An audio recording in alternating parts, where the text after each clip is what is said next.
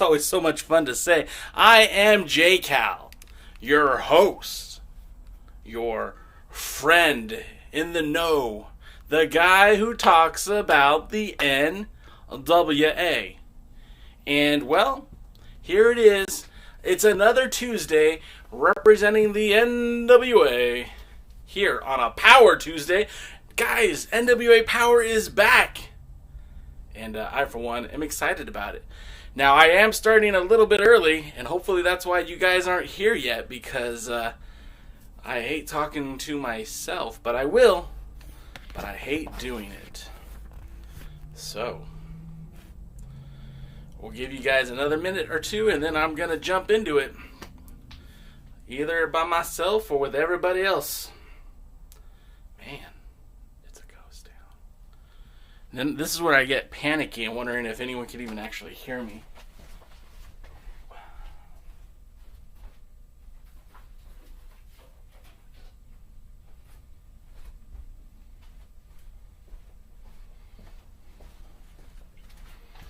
Is anybody there? What a great way to start the show, huh? I'm doubting if anybody's actually here. Let's see. YouTube.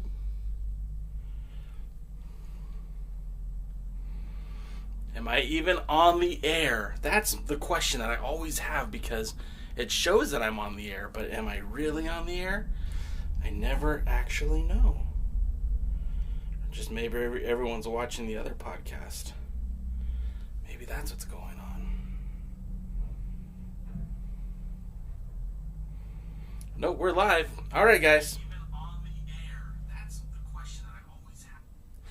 Okay, so without any further ado, all by myself, and that's okay, because you know what? J-Cal isn't afraid to stand here by himself and talk about the National Wrestling Alliance. Hey guys, so today is Power Tuesday. A return to form for the youtube.com/the NWA. If you guys haven't subscribed yet, you probably should, because it's a good idea. It's a good way to get more NWA content. And tonight we have some interesting matchups. We have a bit of a return match between the Question Mark and Trevor Murdoch. Now, obviously, Trevor Murdoch has been on the prowl for a national championship match against the shooter, Aaron Stevens. Hopefully, tonight's matchup will lead to a title match for one Trevor Murdoch and that third-degree national championship belt held by Aaron Stevens. Next up, we are going to have a women's championship match, and that is Thunder Rosa. Everybody's favorite wrestler, Thunder Rosa, defending her Women's World Championship against Melina. Now, the storyline is there. It's been written for us over the past few weeks. Melina, jealous. Melina seems to be trying to manipulate Thunder Rosa into defending that championship, and apparently, Thunder Rosa's going to go for it. But why didn't Melina challenge Allison Kay herself? That's a question that has been remained to be answered, and hopefully we'll get some sort of conclusion with that today. Next up, we have the triple threat match, which could have implications for the TV title later down the road. We have Zicky Dice, everyone's all of a sudden favorite wrestler, taking on Matt Cross, who has really been impressive thus far in his short tenure with the National Wrestling Alliance. And between Zicky Dice, Matt Cross, and everybody's definite favorite, the number one draft pick, as Nick Aldis calls him, Ricky Stark, absolute stroke daddy, whatever you want to call him, ladies and gentlemen, he is your TV champion. Now, the title is not on the line tonight, but we'll see what's going to happen, because, it is a title match, and, no, it's not a title match, excuse me, but it could have implications for a title match in the near future. So I'm a little distracted because nobody's here, and I'm kind of curious as to why. Normally we have regulars who are in the chat room. So it's a little uneasy for your boy Jay to be talking to himself. So forgive me for 1 minute where I'm just going to blast this real quick. Real quick. Okay.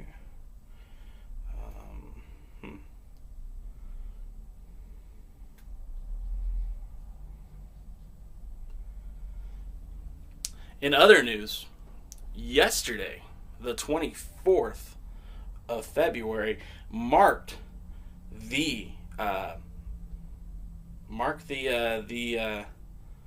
25th anniversary of the NWA Worlds Heavyweight Champion. This man right here, Dan the Beast Severn. 25 years ago, Dan the Beast Severn defeated Chris Candido to win the NWA Worlds Heavyweight Championship. Now, the implications of that title run might have saved the National Wrestling Alliance, and I'm going to get into that in just a minute. But like I said, I want to try to blast this one more time because I feel like either everyone forgot about me today or I'm nobody's favorite anymore, which would not be the first time. But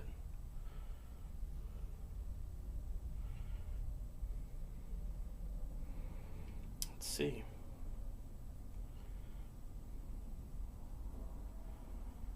Huh. You know, I don't see anything. Well, this is a little embarrassing.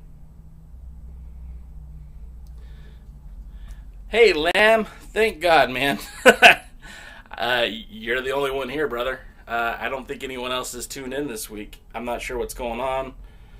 But not a whole lot of people here in the chat right now, so that's okay. But we're still talking the NWA. We're still talking NWA, and declining calls from Ohio because I don't know anyone in Ohio. Yeah, I don't know what happened, Lamb. I thought I did a good job of plugging it, but apparently not.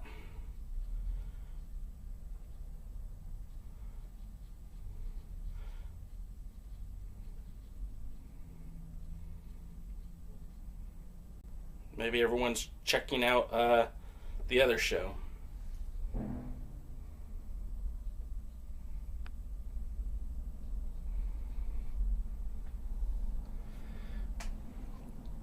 Anyways, so hey, you know what? That's fine. We're going to talk NWA regardless of who's here, who's not. That just is what it is.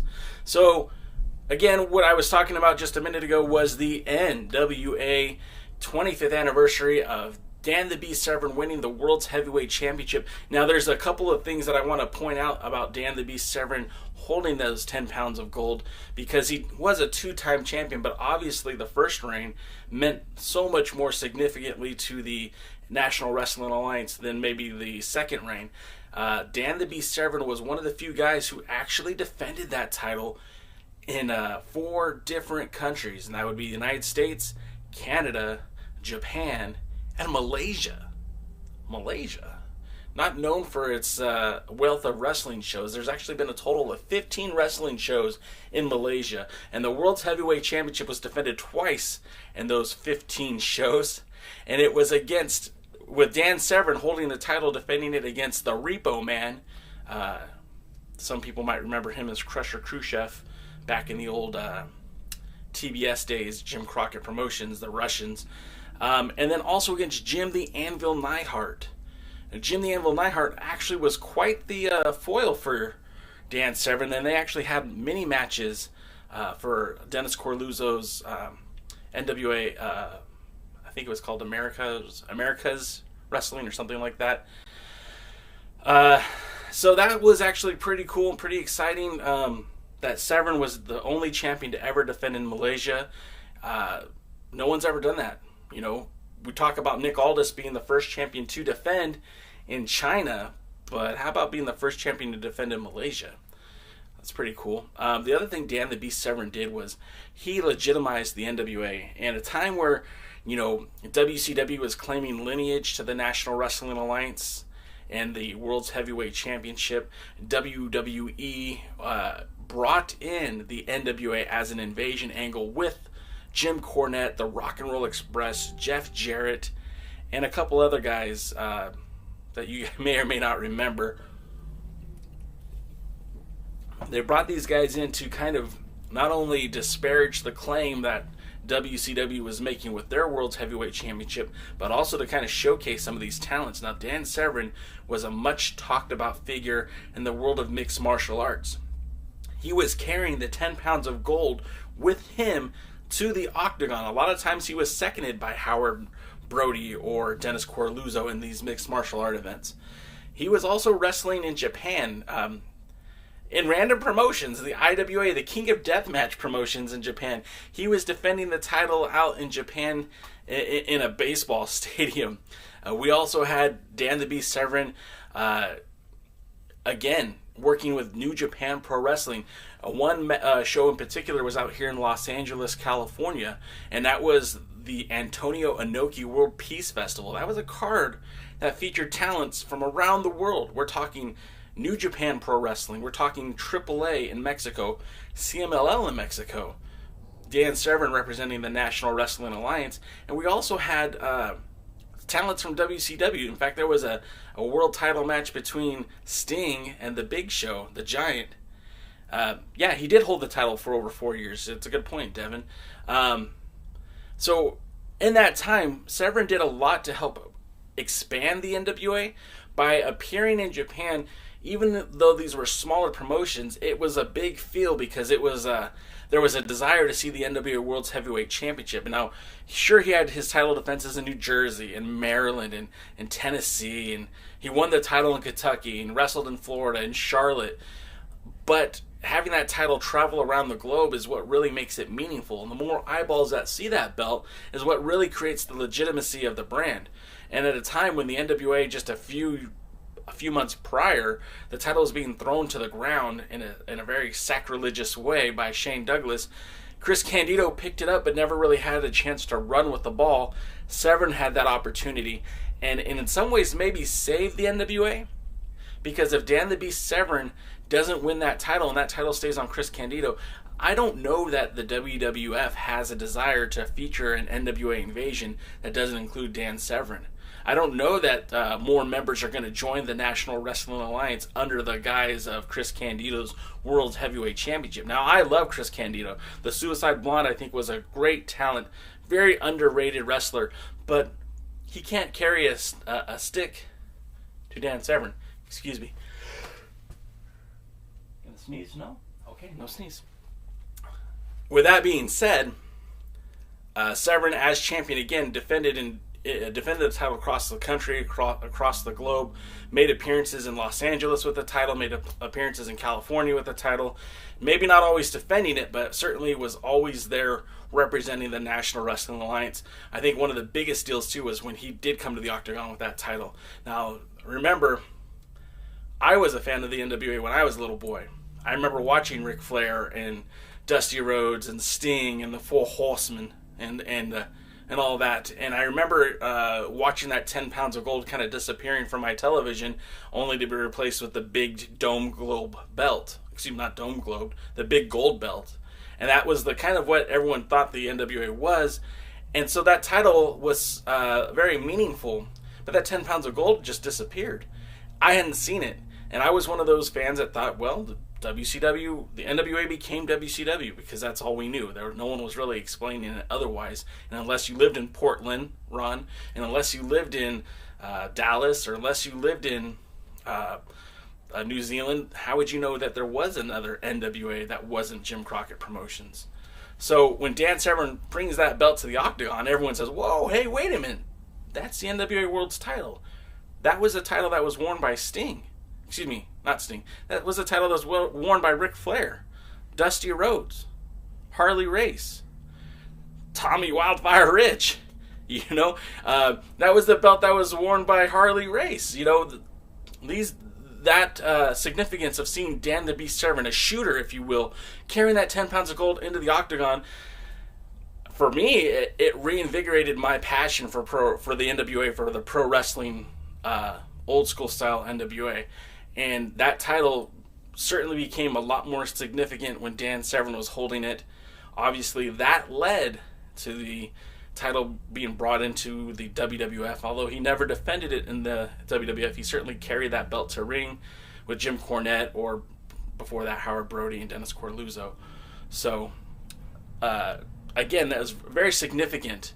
And again, you have to remember too, Dan Severn is the only wrestler in the history of the modern era who was not only working for the WWE, but working for New Japan Pro Wrestling and defending that title on a regular schedule.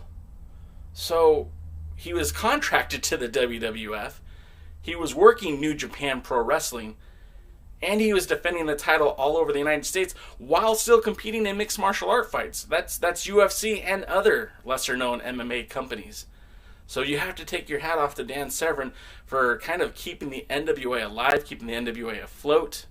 And again, 25 years ago yesterday, I think that's a pretty significant deal. And I think that is something that should be celebrated.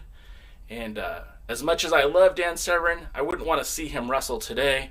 You know, there was talk a couple of years ago with the old ownership that they wanted to bring Severn in and just let him do 60-minute Broadways. And I think that would have been a huge mistake, and that would have hurt the integrity of the NWA. But I would love to see Severn in an ambassador role with the National Wrestling Alliance. Maybe if the NWA ever decides to bring a shooter in, somebody with a more collegiate wrestling background or an MMA background to come in and challenge for the World's Heavyweight Championship, I would love Dan Severn to be that ambassador that kind of helps set that match up. Here's a time where I'm going to take a look at your guys' comments.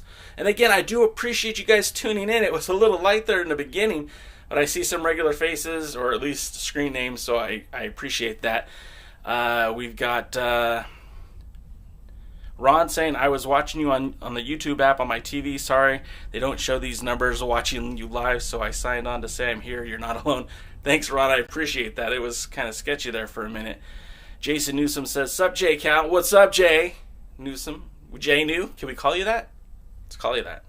Lamb says, didn't Dan Severn get a new title design? He did get a new title design, and I don't have a copy of it with me right here. I have one at home. Dave Marquez was selling those pins, and he did have that belt made. He didn't have it made. The NWA had it made for him, but chose to stick with the 10 pounds of gold design, and I think that was a way better call and a much, much needed tie to the history and legacy of the National Wrestling Alliance, because that new belt had no significance other than it said NWA on it, but it wasn't tied to the history and prestige of that 10 pounds of gold. Again, instantly you think of Harley Race, you think of Jack Briscoe, you think of Dory Funk Jr., well, maybe not Dory Funk because he had another belt, but you get what I'm saying. It brings you back to Dusty Rhodes and Ric Flair, and those championship memories, and that was kind of considered a good time for pro wrestling. So it did mean quite a bit to see that belt resurface, not only in the UFC, not only in all over in the Japanese indies, but to seeing it appear on the WWF TV. Now remember, Ric Flair brought the big gold belt when he came to the WWF, and he was still recognized as the NWA World Champion when he first arrived in the WWF. But shortly thereafter, the the NWA came in and stripped him of the title. So although he was holding that gold belt, he was no longer NWA World Champion. Severn was really the only NWA World Champion since, Capital Sports split from the NWA to be recognized as the World Champion. And he didn't defend the title there, but he was certainly showcasing it by holding that belt.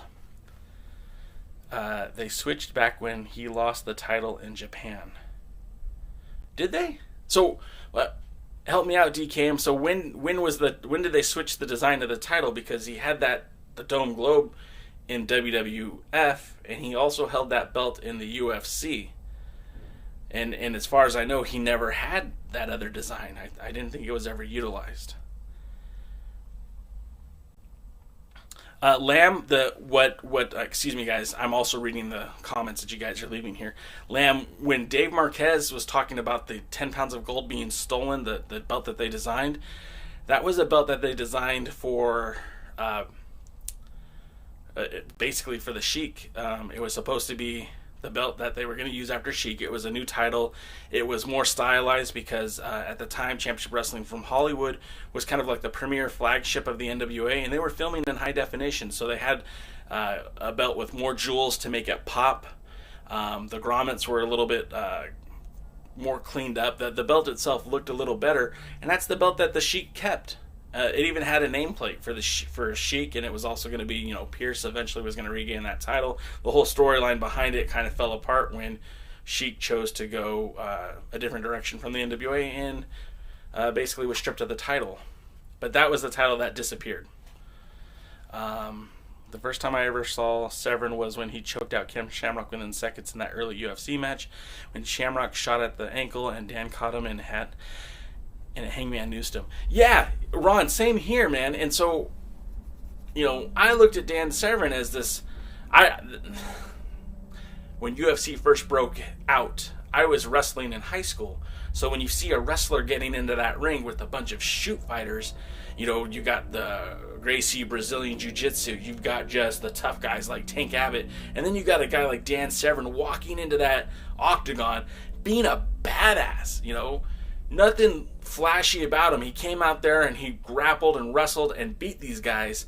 And I thought, wow, he's awesome. And I was instantly a fan. And then the next time I turned it on, he's holding an NWA title and winning the Ultimate Championship. I mean, it was crazy.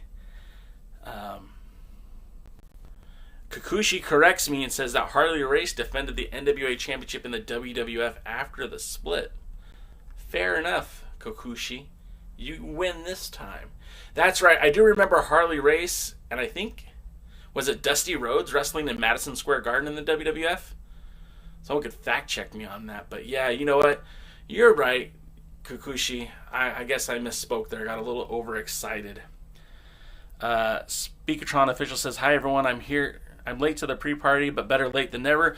Hey man, glad to have you here. Anytime's a good time to join the pre-party. Get yourself some pop or some sparkling water or any other beverage you choose to drink while you're watching NWA Power and have a good time.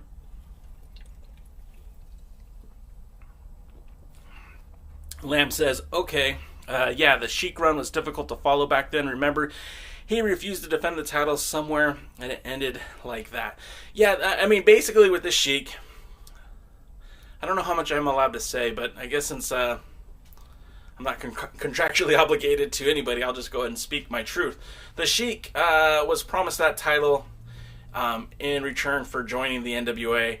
The Sheik at the time had a very powerful wrestling promotion in Florida. They were doing great business. They had great shows. Everything was very polished. It looked incredible. The Sheik was given an opportunity to win the Florida Championship, which was more or less a belt of his own creation. Then he won the NWA Midwest Championship, but at the time was a big title. It's a non-body control title, but it was a big championship to hold. It kind of usually meant you were growing with the company. Then he won the North American title, and that's kind of like, maybe that's where it should have stopped for the Sheik. He was on a roll. He was doing well. For whatever reason, they decided to give him a run with the World's Heavyweight Championship, much to everybody's chagrin. Nobody wanted it but the Sheik. It was said to be a promise to Ed Schumann, who had passed away, and fulfilling a promise that he had made to the Sheik himself. The title was being defended regularly in Hollywood. The Sheik wasn't even a character on the show. They started to introduce him into the program, but then he refused to wrestle Joey Ryan for the North American Championship because I believe Joey Ryan was slated to win that title. So they had to work around it. And then eventually there was an altercation at the Legends Fan Fest, but they never actually had this Sheik versus Pierce confrontation. And at that point, I think Hollywood was done working with the Sheik, and the Sheik was done working with Hollywood. Pierce was injured legitimately. He had x-rays to prove it, took time off from the sport, but before he walked away for a while, he had one last match with Cabana. That was when Cabana won his first NWA World Title reign. Again, a lot of this is covered in the 7 Levels of Hate. You guys could check that out. ColtMerch.com, I think, is where you can find it. But eventually, Colt dropped the belt to the Sheik. The Sheik won the title. The Sheik did not want to defend the title against Pierce after some time. The Sheik had an opportunity to take the title to Japan with 0-1, and albeit that was a big deal, and that was actually really cool to see him head to Japan and defend the title. But unfortunately, it didn't really bring back the results that the NWA were hoping for. I mean, ultimately they wanted to put the belt on Pierce. Sheik was unwilling to do that. Being champion in Japan was going to benefit him. Losing that belt obviously was going to hurt him. When he refused to make the title defense that the NWA scheduled, they stripped the title, and there was like a 4-way match in Ohio at the Ohio State Fair that featured Chance Prophet, the then NWA North American champion, whose name I can't think of right now, but he was a big guy for NWA Anarchy, and Jimmy Rave, where Pierce pinned Jimmy Rave, became champion, and that started Pierce's 4th reign as champion, I think. More of your comments. Okay, Kakushi says, first time I saw Severn was at UFWI before the UFC. I saw those matches after the fact. In fact, we rented one from the video store, UWFI, and thinking it was UWF, thought Dr. Death Steve Williams would be on it, and then ended up seeing Vader and Gary Albright, and those suplexes from Albright were stiff as shit. After WWE, they made the new belt. They switched back when Severn defended and lost to Ogawa. Okay, thank you for that, DKM. I wasn't aware of that. I don't know how that missed my radar. Sean Tempers, yes, DKM, Kakushi, you're both right. That was Sean Tempers. Only pop for me is the cheap pop. Kakushi loves a cheap pop. Great to hear. I'm sipping a cold one. Nice, Speakertron. I wish I could, but I have to go back to work after this. So there it is. Dan Severn's reign as world champion, I think, ultimately benefited the National Wrestling Alliance, and I think it was a good move for the NWA. But I don't think he gets the respect that he deserves. And we'll just leave it at that. So tonight on NWA Power, we have Stan the Man. Hey, thanks for joining us, Stan. Tonight, the NWA features a women's championship match. Melina challenges Thunder Rosa on not the NWA's approval, but Melina's approval, which I thought was pretty clever on her authority. One thing I want to point out for the National Wrestling Alliance, since the NWA Power show has started airing back in October of 2019, each championship title has been defended only twice. Only twice. So the TV title, Starks has defended his championship now twice. The tag titles, the Wild Card defended it once and lost to... actually, the Wild Card defended the title twice. They had a match thrown out against the Outlaws, Inc., and then they ended up losing the tag titles to the Rock and Roll Express. The national champion, Aaron Stevens, had defended the title once on television, and so did James Storm. That was the night he lost to Colt Cabana. Cabana never had a title match, title defense on TV. Nick Aldis defended the World's Heavyweight Championship against Tim Storm to kick off the first NWA Power episode, and again against Ricky Morton, finishing up season 2.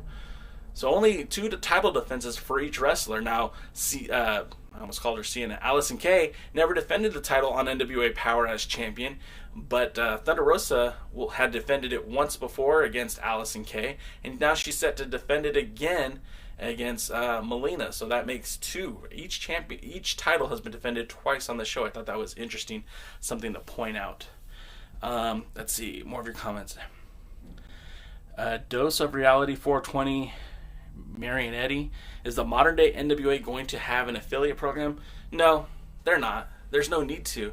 And I don't mean to sound negative about that, but as those who were a part of that era, specifically guys like David Marquez, they've all said that the territories don't work.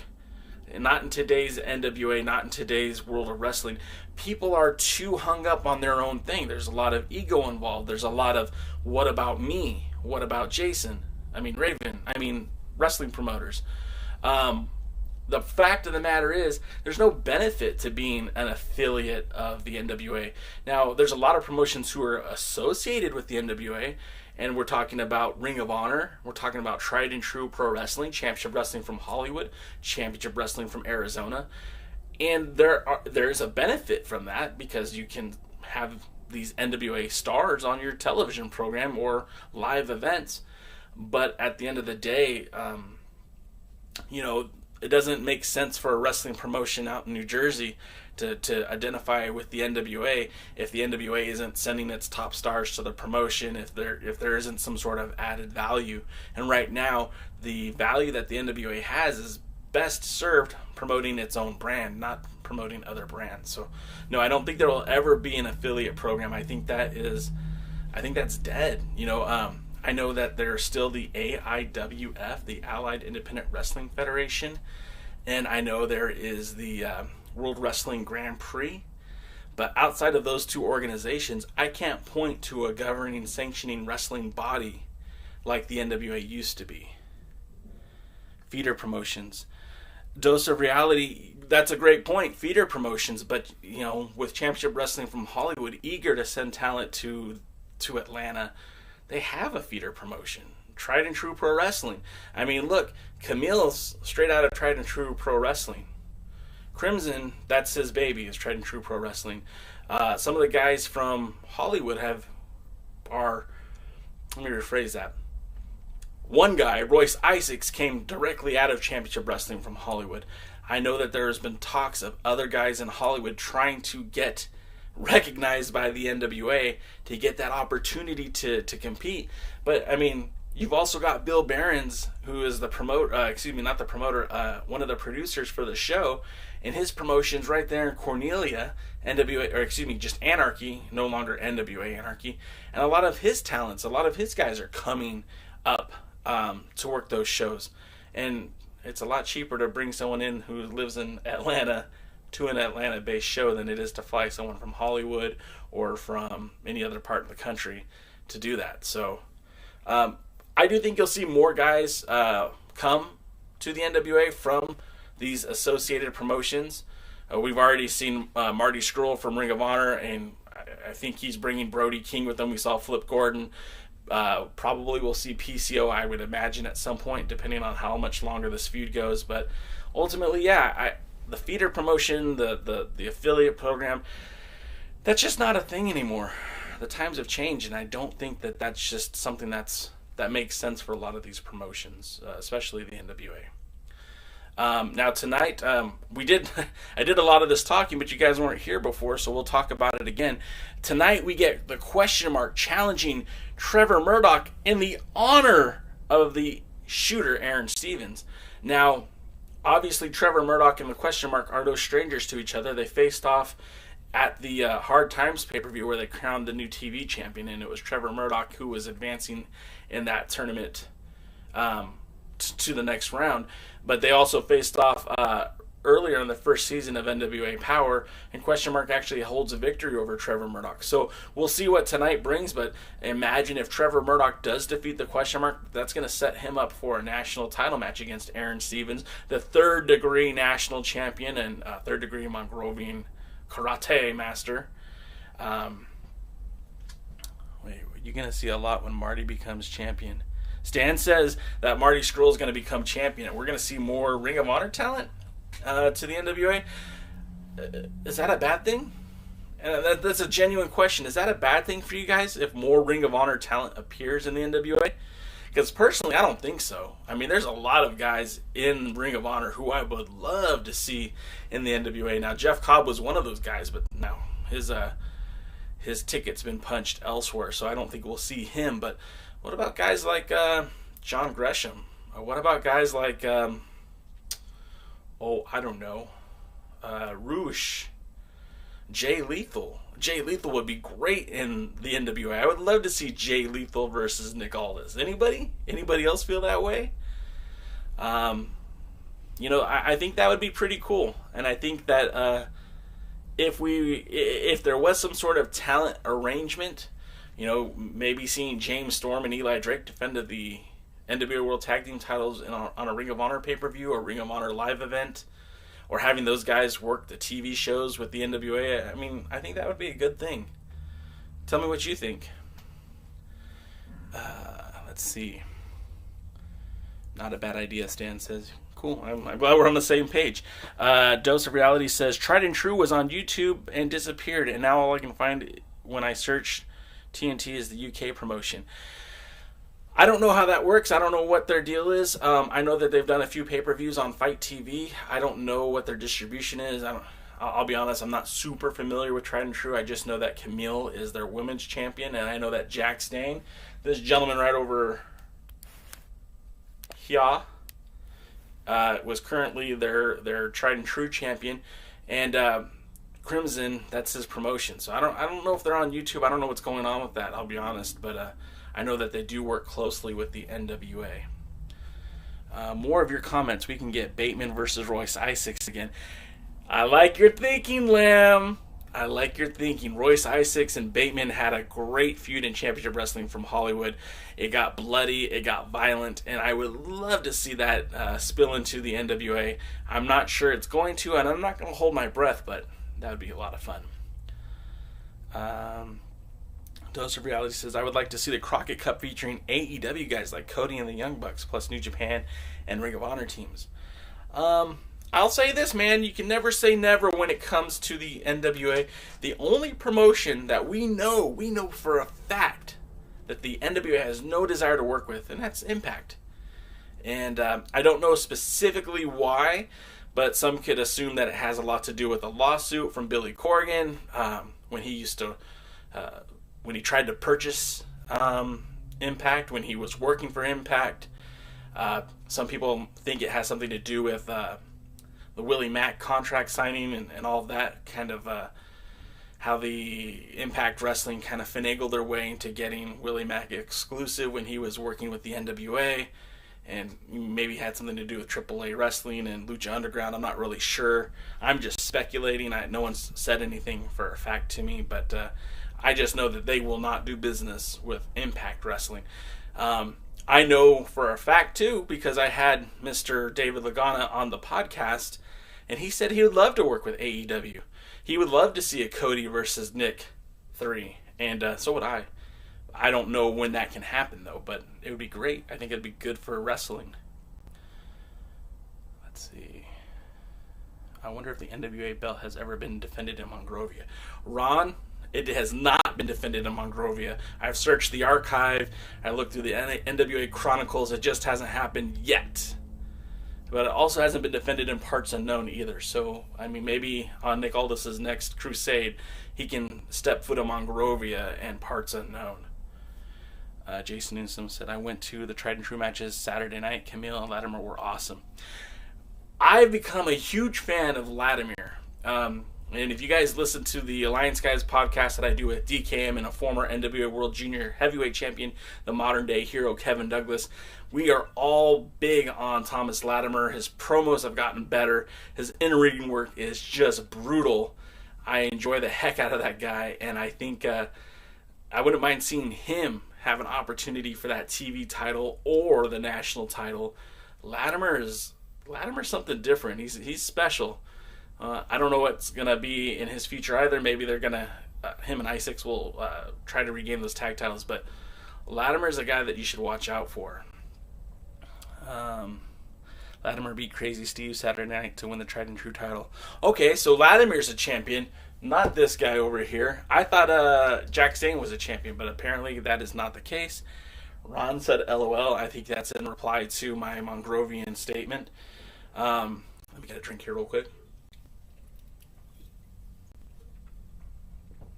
So, how many of you guys raise your hand or leave a comment? How many of you guys are planning to go to Atlanta for the big show, the Crockett Cup 2020? It's interesting for me to see that April has become quite a month for the National Wrestling Alliance. Now, 2 years ago, the NWA World Heavyweight Champion Nick Aldis defended that World's Heavyweight Championship against this guy right here, Colt Boom Boom Cabana, in China. Now, I'm glad they're not in China today because maybe coronavirus could, wipe out the entire NWA. But 2 years ago, it was pretty awesome to see, to be in such a foreign country with such difference in not only culture, but just, everything. Language barriers. The sport of wrestling itself wasn't really big in China. You can start to see a lot of growth for that sport because of guys like Kun Lun Ho, I think that's his name. He was in NXT for a while, part of the 205 Live brand. He was in that Cruiserweight Classic. His efforts, Middle Kingdom Wrestling, of course the OWE Wrestling that existed for a while, that I think they're now no longer wrestling. And then obviously WWE's involvement in China. They have offices there. They usually run one live event, every 1 or 2 years. Probably won't be running there anytime soon. But in that land of China, wrestling was so unique, and it was interesting to be there to see guys like Nick Aldis and Colt Cabana wrestle in front of an audience that didn't really understand the sport and still able to get over. And that's what I really enjoyed seeing, is the language barrier, the barrier of the sport, but these two guys were able to get over. And that being said, then the following year we took the Crockett Cup back to Charlotte, North Carolina, Horseman country, throw the floor up if you believe in it, and the tag tournament, which featured, a lot of random makeshift tag teams that are still around today. I mean, of course, Villains Inc. was in there, and we had, Satoshi Kojima teaming with Blue Thunder. I can't think of his name right now. I'm sure Kikoshi's going to kick me when he sees that I can't remember his name. But we had that tag team kind of thrown together. The wild card was somebody who nobody expected anything out of, and they ended up upsetting the War Kings, who were the odds-on favorite to win the titles. The Rock and Roll Express were double counted out with the Briscoe brothers, them boys. And it was real exciting. And then, of course, we had Marty Scurll versus Nick Aldis. And here it is a year later. And now we're going back to Atlanta, of all places, for the Crockett Cup. Not the public broadcasting studio, but the actual an arena. And I don't know. I'm excited. I'm going to be there. Hang on just a minute.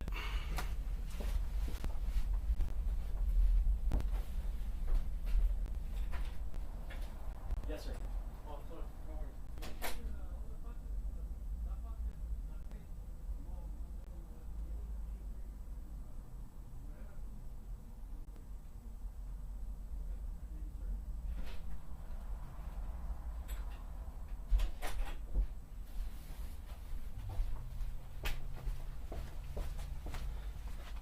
Sorry about that. Yuji Nagata, thank you, Lamb. I appreciate that. Oh, you're right. Jason, you're right. Yes, you're right. Jax was the OVW champion.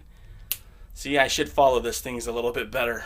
Going back to your comments, Mongrovian for the next pay-per-view after Crockett Cup. Why not, man? I was telling Dave Lagana, who doesn't listen to me for anything. He doesn't believe anything I say. Doesn't buy into the whole J-Cal, the TheAllianceBlog, or any of that. But I told them that they should run a show at Knott's Berry Farm. If any of you guys know what Knott's Berry Farm is, it is a theme park not unlike Disneyland, but more based on California culture, more California themes like the gold mining, the berry farm, obviously, the Old West. And Walter Knott, the founder of Knott's Berry Farm, actually started off as just a berry farm with his wife selling chicken dinners. I know it sounds crazy, but this was in the 40s, and people were fighting against the Great Depression. Excuse me, not the 40s, the 20s.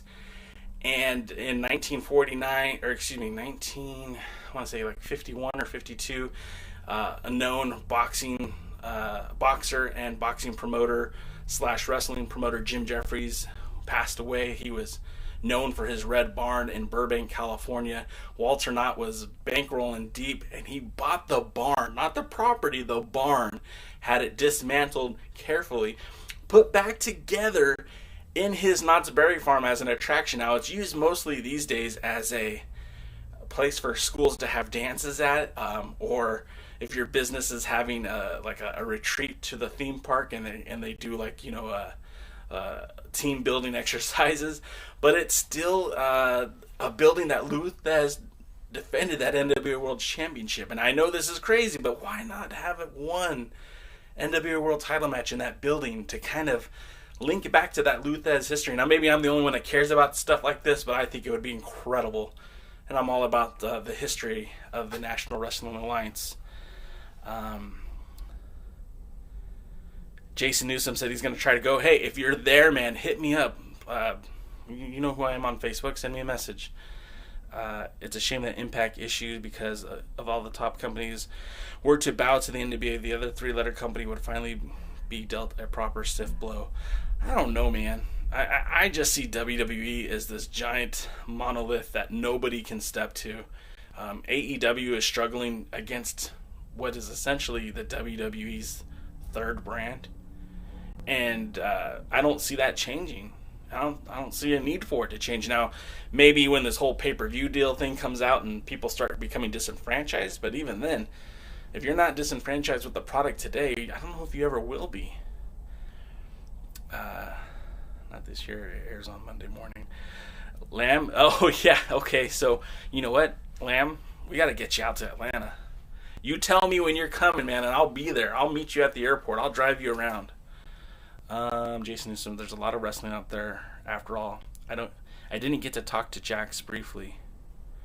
Very cool. Yeah, Jax is a good guy, dude. Not only was he kind enough to come on to our Dog and Pony Show podcast years ago, and actually DKM did that interview. I wasn't even there. He not only was he kind enough to do that podcast when he didn't have to. It wasn't like our podcast was making superstars or anything. But he's given me life advice, training advice. For a while there, your boy Jay was hitting the gym pretty hard, and he gave me some advice on how to, kind of cut some of that Fat Tuesday after all.